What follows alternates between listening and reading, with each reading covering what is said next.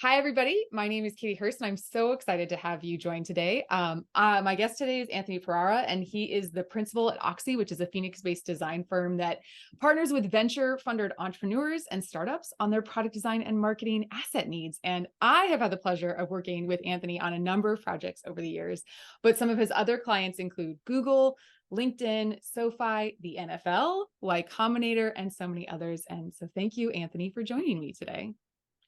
Thanks, Katie. I'm excited to talk to you about this machine I've been building. So basically we were texting a couple of weeks ago about personal branding and optimizing our processes, and you sent me this beautiful text that like detailed your HubSpot workflow, and I was so fascinated that I really was like, well, I have to get you on camera talking about this. For sure. Yeah, this is the first time I'm talking about this, so I'll do my best to make it practical for most people watching this. And I run a design agency, so I'll let you a little bit into my world. Yeah. So before we get into the good stuff about you talking about how it works and the behind the scenes, what were you doing before you set up your HubSpot workflow? Well, I have to take it all the way back to I've been designing since I was 15 years old. I was a freelancer. I had a mentor that kind of fed me a lot of clients, and I owe a lot to him. His name's Brent Spohr, and he used to run an agency. And he would just like early on, for the first 10 years of my career, I'd keep a spreadsheet. Mm-hmm. And that, who you have, like company name, contact at company, stage, like is this like an approved project? Can I start working on it? And then that was like the first iteration of like, what should I be doing? Mm-hmm. What's finished? What's in sales? So the first 10 or so years of my career, it was just, notes, Apple Notes app on my phone or Google Spreadsheets. And those are great because you could see a lot of information like all in one view, but you realize how limiting a spreadsheet Oh is yeah. to like connect with other things, send messages, create folders. Like it's only as up to date. You have to continually maintain it. And if it's not talking to other stuff, it's just this burden. So Like first 10 silence. years, Yeah. Like you have to duplicate information and yeah. I would obsess over like the colors and make this beautiful, I'm a designer. So I would spreadsheets and like show hide and like, it was cool. But then as soon as I finished it, it was out of date. And then I'd have to maintain it. And it's just, there's nothing coming into it and there's nothing going out of it. It's just like a glorified whiteboard. That was my first iteration of this. And so what finally prompted you to take the plunge and, like start using HubSpot? Was there a poignant moment that kind of tipped the scales? Like the first time I signed up for HubSpot was the day the pandemic was announced and there was like lockdowns. Oh, wow. And Uh-huh. I was really freaking out. I just really started Oxy as like a Yeah. true firm before I was a freelancer. And I had just gotten so many leads. I just needed to build an agency. And I was like, all right, there's so many things about the future I cannot control. I don't know if like business is going to go to zero. I don't know if I'm going to die from this illness. Let me just do what probably no one's thinking about and like optimize my operation so that when on the other side of it, I'm ready, control what I can control. That was my thinking. I had tried a lot of different tools. I won't name any of them, but HubSpot is just easy. I'm a designer. It's easy to use. It's visually like nice. Things kind of work the way I want them to work. You can do a lot in it without consulting anyone. But I always looked at it as like way too expensive. And then I found out about this like HubSpot for Startups program where they give you 90% off. And I'm not technically a startup, but I filled out the form anyway and I got approved like instantly. And for the first year or so, I got 90% off. And it was like, and I just got like the premium version of every single product. And that made it a lot easier to swallow too. I really try to operate my business that way too, where you give before you ask for anything and they want to grow with you. So that made it really easy. I love that. You're like, I'm not going to slow down just because things are a little bit uncertain. I'm going to actually optimize and be ready for whatever comes on the other side of this, which now that we're through it and there's a lot more happening on the other side. It's probably you probably feel really good about investing that time in building those workflows. Yeah, it's definitely paid off. Still, like anything, like once you start building something, as soon as you stop building it, it dies. But there's a lot more automation, a lot more transparency, and I attribute a lot of our growth to that investment for sure. So I do have more questions, but a lot of them are based off of the work that you've done building out this wonderful workflow in HubSpot. So why don't you show us or describe to us some of the work that you've been doing to create this insane automated backend for powering your business? Before I show you HubSpot, here's a little bit about my business. So, when it was just me, like when you're a freelancer, I do not recommend this org chart for anybody. This was just the reality of like being a one-man show and growing. Anthony is HR, sales, legal, accounting, operations, marketing, project management, graphic design, UX design, UI design, and development. So I've since restructured this, so it's not me doing everything, but the system that I wanted to create kind of flowed through all of these departments of Oxy as much as possible. But what I'm going to show you primarily touches sales, onboarding a new client, and getting a designer on my team to start working on that project, and then getting an invoice paid, closing a project, and then wrapping that project up. So it's just kind of the whole circle. So I'm going to show you a lot of charts. I love charts. Anyone that's watching this video has got to be a chart nerd. I guarantee it. So this is like the cleanest way I can tell you what I do and what the business of an agency is. So our clients could be, like Katie said from the beginning, like startups, other dev shops. Like here's partners, like dev shops, marketing agencies, and then they have clients, and then you need to execute on it. And then I always think about like, who's my client's boss? And it's like either their customers, people that have the money, like the customers, or their investors or whatever. So the client comes to us, and then we have to deliver hey, I need a new website, and we deliver some kind of strategy. And then hopefully, and this arrow right here is like the sales process, basically. And we design something, we engineer it, and then hopefully we maintain and support it. So you have this initial scope of work that's like really large. It's like, oh, we got to revamp our whole website. It's going to take 3 or 4 months, and then maintenance of some kind. With any business, there's complexity. So one thing that I really learned in this process is like, it was hard to know where to start with HubSpot. So this is what was helpful for me, starting with the way that I bill my clients, and then starting with the tools that I use. And this is the back end of Oxy. We use JustWorks for paying our employees. We use QuickBooks for invoicing our customers. We use Bill.com to pay our contractors and other bills. We use Expensify to like manage credit card charges. And then HubSpot, we were thinking, like, okay, all our contacts are in here. We can pull reports.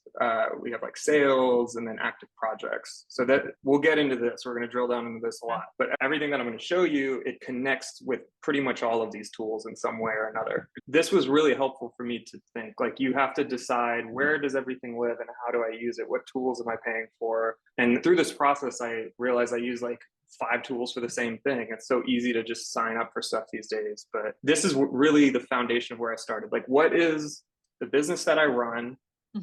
What are the tools I use to get it done? And how do I bill my customer? And I'll speak to that really quick.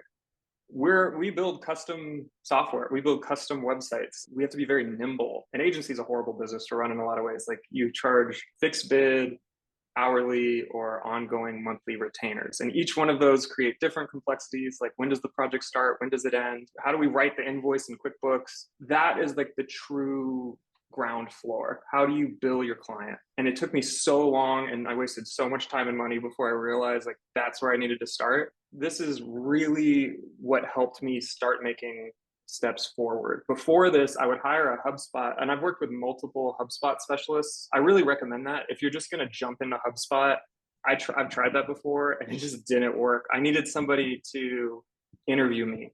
What is your business? And And I did have to go through a couple HubSpot specialists before I found one that really understood the way my brain works. And then just the act of them asking me questions, I realized how complex my business was. And I had to massively standardize and simplify the tools I use, the way I build, what I sold. That's incredible. It's not only contextualizing what you're about to show us, but I think this is such a valuable exercise for businesses to go through. This is by far the cleanest tech stack visual I've ever seen.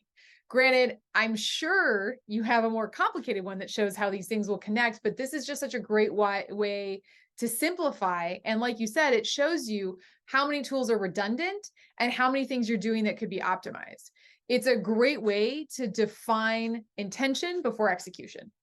Every business is different, and even other agencies, the way they run things are different. And I know because I work with other agencies, and Right. we hire them, they hire us, and like it doesn't matter. HubSpot, automation, nothing else matters unless you have this documented and defined. Like it's almost like interchangeable, the tool you use. And this is really the secret sauce, is like, what are the jobs that need to be done? What is the tool that allows those jobs to be done? And minimizing the variables. I love this. You are speaking my language. Okay. Show me the money. Let's see the HubSpot workflow. This is the actual like HubSpot flow that I built not too long ago. You know, I get an email from a prospective project or a prospective client. Hey, I need help with the website. I need help with an app. I need help with the design system. Okay, cool. Like I need information before I can like start this off. I don't know what to charge you and I don't know how long it's going to take. The first thing I built was an intake form. Is like, I take these meetings every day. People are always asking us for stuff. I wanted a form that is like a script. You know, there's 3 types of projects we do, and mine is a lot. We do custom everything, so this is probably way more than what you need. This is exhausting. So I'll try to like give you the highlights. But like, are we getting paid for this project? Is it a free project, or is it an internal project, or are we bartering something? Like this is important for accounting. That's the first question everyone needs to know in my team. From there, you know, we deal with complexity. Katie's business might not be her name. It might be Phoenix Consulting or something. So what's the company name? And then Phoenix Consulting, what are we doing for Phoenix Consulting? Is it a website or whatever project name? I just figured this out over time. I don't have a great method for why these fields are here. It probably could be condensed. But I'm also tracking like contact information. What industry is this in, so that I could pull a report later down the line and be like, all right, we're doing a lot of crypto and Web3 projects. Maybe we should go to crypto and Web3 conferences. So I wanted this form to prepare me for the future, for I could run reports and understand how to run my business better. So yeah, so there's a lot of fields here, and then I have all my services. I check off these are all the services that we do, and I check off what they ask for. Sometimes they ask for tons of stuff. Sometimes they ask for one thing. If I have an idea of the budget, I put it in here. These are those billing types. Like, so I just fill out as much as I can. And then I have some of my questions. Like, these are the questions I intuitively used to remember. Like, hey, why do you need this design? What's the end goal? Who's the target audience? So all of these notes get dumped into HubSpot, and it creates a deal and a sales pipeline. This is the entry point for the whole system. So that is this block here. Okay. So filling out that form creates a contact in HubSpot. So now like there's information. It's like, I know what company they work at. I know a little bit about the rest of my team can like run a search and find that contact information. That alone was enormous for me. Like it was like, I don't have to take notes everywhere. It's just like, just fill out the form and then everyone can see it. And that was huge for me. Then it also creates a deal and a sales pipeline. I just pulled up my sales pipeline here. We set this up over time. So there's columns. So as soon as a deal comes in, it gets put in this left-hand column that's like triage, basically. Like, what do you want me to do with this? So sometimes like the entry point, like for you, you sent me a text. It was a text conversation. So then I was like, text, okay, go to the intake form, fill it out. And then a deal popped up here in this left-hand column. I set up some automation so that if a meeting, usually I have to take a call because what we do is complex. Like, so if we schedule a call, then I've created automation to automatically move this to the next step, which is like meeting set. After that meeting happens, I set an automation so that it already moves it to the next step. Like we actually took that meeting. So I literally don't do anything. I just fill out the form, and then HubSpot's looking at my calendar to see if I met with the person's email on the form. So usually if I can get a meeting, I can charm someone to move forward in some way or another. And then after the meeting, it's on me. I have to either produce an estimate. Big projects need a proposal. So that's what those next two columns are. Right. This third column, I have an admin. Sometimes I get overwhelmed and I need someone to help me write agreements. So I'll drop it in there and that'll create a task for my admin to then create the agreement. So this pipeline, this is the sales pipeline, and it's all fueled by this form. And once I fill out this form, it goes into these columns, and then things happen elsewhere on those other tools we were looking at. So that's the kind of overview. I'll get into the weeds, but it starts with sales. Sometimes some projects need a proposal, some don't. Every project needs a contract, and I utilize HubSpot to do that. So I think this is maybe a little more advanced, but I'll share this. But so for Katie's project, in here, I could show you the quote. So it produces a website and a signature, and it's basically my whole contract. So this is on HubSpot, and I go in and build out these quotes. And here I had to really customize this to make this work the way I wanted. But it's great. This kind of replaces if you use PandaDoc, if you use Adobe Sign, if you use DocuSign. I didn't want to pay for all these tools, so I have my billing agreements in here, and I just kind of fill out the scope of work. It makes it super straightforward. I get a signature. You can even get payment on here. We don't use the HubSpot payment system, but this is the next trigger point. I produce an estimate. If the lead signs the estimate, then a bunch of other stuff happens. When Katie signed the signature for this project, automatically, I think this is where the most unique part of what we built happens. Our system creates a Google Drive folder on our team drive, and it names it correctly. It dumps in all of our templates into that Google Drive folder. It produces what's called a job brief, and it just spits out all the information into a Google Doc, creates an Asana project, and it will create a templated Asana project from whatever we selected here. So whatever project, each one of these triggers a different Asana board. And I've obsessed over every single one of these. It also creates a Slack channel. And then we're not done with HubSpot. So HubSpot, it creates tasks. So now that the job is created, I'm working on Katie's website. I, as the owner of this company, have to assign a creative on it. I assigned Patrick, our senior designer, to the project. So HubSpot will create a task for me to assign an owner, because I always have to assign an owner. Once I assign the owner, it'll automatically invite them to all of these things. And then it'll also assign a task to then schedule a kickoff. So all the things I used to forget to do are now it's automatically reminding me. And then we really use Slack as the communication channel. Slack, anything that's happening automatically, there's kind of a Zapier notification in the proper channel, sales, new sale, and it gives the information. Patrick assigned a new project, Katie's website. I could keep going, but that is really the piece of this that put my business on grease and really helped me get started on projects, follow a systematic sales process, minimize the amount of tools I was using, and then get my team going on the project with as much information that I had. Yeah, it's really avoiding context switching for your team, which can be a real time suck, since it takes up to 20 minutes for your headspace to get back to your original task once you've been interrupted. Thinking about Patrick, for example, when he started working on my website, he was totally able to avoid all this project setup work, which is really a different mindset and a different skill. So instead of focusing on this project work, he can immediately focus on his core strength and start the design process and focus on the questions he wanted to ask me. So this automation really saves you and your team so much time. And I honestly had no idea that all of this was even possible, and I'm super jealous. It's easier than it sounds. I mean, like the two pillars of this are truly HubSpot and Slack. I think everything else is like interchange. Even Slack and HubSpot are interchangeable, but deciding on the CRM and then deciding on the internal communication tool, I think are like the most foundational decisions that you have to make. It took me a while to even understand, like, I only want to spend my time on HubSpot as like the sales guy, as like the 10,000 foot view where our project's at. Mhm. Speaking of that, I'll show you how this then translates into like the active like production project.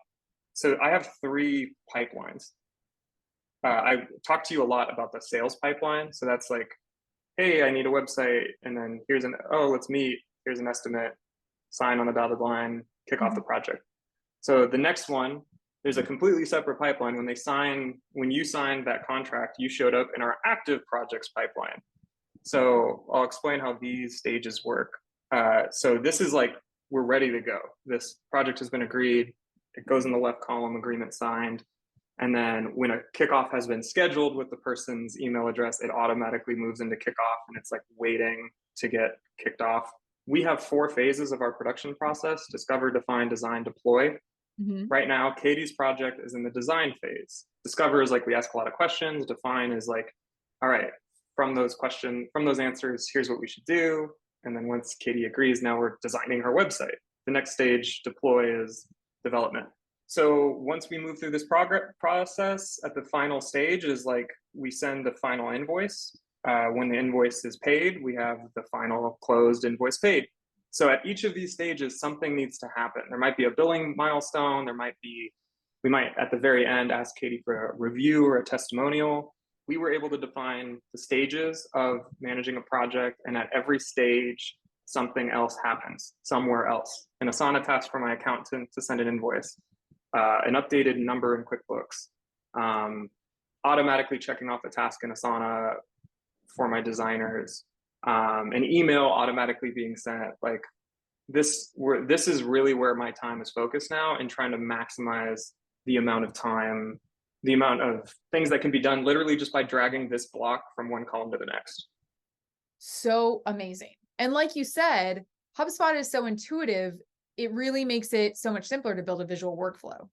So this is really where I'm trying to maximize the next stage of this, like just reduce. I want to stop forgetting to do things, and I want the system to guide me and remind me, and remind my team, and remind.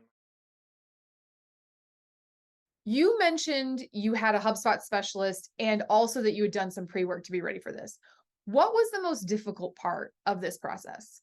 There were so many things I had to learn before I got to a point where I could even use HubSpot. I had to use like I had to learn how to read a P&L, like a profit and loss statement. I had no idea what those categories were. I had no idea like what I even wanted to measure, because you have to, when you're setting this up, you have to think years in advance. I think, like, what kind of report will I want to run to make a business decision? Mm-hmm. What category is each business in? What vertical is each business in?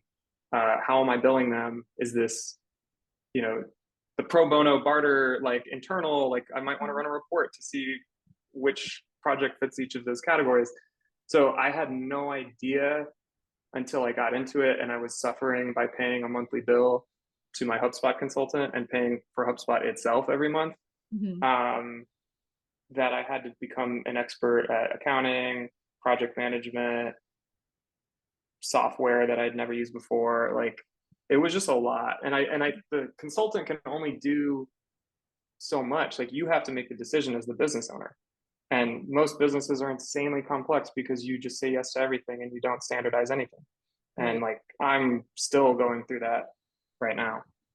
Well, but it sounds like HubSpot, through its reporting, and because you created these fields very intentionally, you'll be able to start figuring out, like, where am I wasting time? Where did I think I was spending? I was getting value back, but really I'm not getting the value back, because you're able to, I would imagine you're able to segment and build reports, like you said, based on industry, but then you could do like industry, size of contract, returning client. And then you could start to figure out, like, which industries, what type of contracts result in multiple referrals or multiple projects or things like that. I mean, I'm sitting here thinking about all the different ways my marketing brain is going like, okay, how many different reports could you build to segment out and actually get to like your ideal client profile, which that takes time and that takes sophistication. So but like, it sounds like you're building yourself, you've set yourself up to get to that point, which is kind of like what you're saying. You have to think that far ahead. It's very Christopher Nolan, like Inception, Tenet, like you have to be 10 steps ahead. And that's tricky, especially when you're overwhelmed with all the stuff you're already doing. Yeah. A lot of what you said I have, but I didn't want to show like all our partners and referral Yeah. partners, and I attribute things to them. Yeah. Um, I know who to like buy the best Christmas gift for, and Yeah. There you go. whose Yeah. dog I should walk. But When you have limited resources, you have to figure out the best path that's going to give you the most return. That's just business. And I love that I mean, the thing that I think that is great about your company is you're so intentional about everything you do. And that comes through I think that comes through to the client. So yes, these business systems help your business run better, but that only benefits the client and that only benefits the experience. And I can speak firsthand to this, having worked with you on multiple different projects, that they're well run, you're proactive in communication, you're very streamlined. And I think that's because you've built systems that allow your team to focus on the things that matter to the client and not having to deal with all this context switching and all this setting up a project and all that stuff. You kind of spoke to this a little bit, but so if other business owners are watching this and considering taking that automation plunge, what would be the pieces of advice that you would give? buy a whiteboard, whimsical Miro or FigJam subscription, and use it, and just be like, what is the genesis of like a project, a customer, a order, a whatever? What is the genesis and what is the exodus, or what, I don't know, alpha and omega, beginning and end. I'm using biblical references. The start and the end of, I think about all businesses like a car wash. Like, what, you enter the car wash and you leave the car wash, and leaving the car wash is getting paid in some way. Mm-hmm. At what point do you get paid? Mm-hmm. And at what point do you meet the opportunity? Mm-hmm. Like, starting there and then mapping everything in between and documenting it in a way where you have to, because you'll be forced to define it. What is the actual action that moves it from one step to the next? Mm-hmm. Like, is it an email that's sent? Is it a phone call? Is it a contract that's signed? Is it a Shopify order? And then at what point is it done? Do you have to follow up with that? And then you can keep going. Like, how do I re-engage them? Like, just map it out. And then just the act of doing that will take you forever, like, to be honest. And then you like reduce the steps. Could this be simpler? What platform do each of these steps happen on? And a lot of it's going to be like Gmail or phone calls or something. And then at that, when you've simplified it as much as possible, and there truly is not a step missing, I would also then say, like, who owns this? Because, like, if you're running a one-man shop, you do everything. But if there's departments and teams, like, who owns it? Like, use colors to like code it. And then at that point, you could go to a HubSpot specialist, and then they could like kind of mask HubSpot on top of it. Okay, so we need to build a form here. We got to build a pipeline here. We need an email to go out automatically here, and then Zapier will do the rest. Yeah. I think one of the benefits, like you said, of you were really the central person doing this organization and helping working with the HubSpot specialist. If you worked for a more complex company where like someone did own the sales process and someone owned the contract process and someone owned, then you're having to get multiple people together to agree on a process, which definitely does create some challenges. But I can see why having someone like take accountability for that whole thing is part of the benefit that you were able to experience. And that would be a challenge other businesses would have to overcome. How much time do you think you saved? I know that's really hard, but like, how much time do you think that you've saved by automating and creating this whole workflow? I don't even know. I mean, I don't work on weekends. Nobody on my team works past 5 p.m. And nobody on my team works on weekends. And that was not possible before this. Mm-hmm. Hey, I love that. That keeps people with you longer. That builds a great culture. That's fantastic. This is what tools should be doing is, we're all talking about AI right now. We're all talking about all these things. It's like tools should be helping humans do human work and be creative and do the intentional strategy pieces, but then also be able to enjoy life and have a life outside of work. So that's awesome. Thank you very much, Anthony, for taking the time to meet with me today. And I'm really excited I'm already enjoying being a part of this process, but it's really neat to both be a client and then see kind of the back end of how it works. So I appreciate you sharing with us a little bit of the magic of Oxy. Thanks for your time. Hope it was helpful.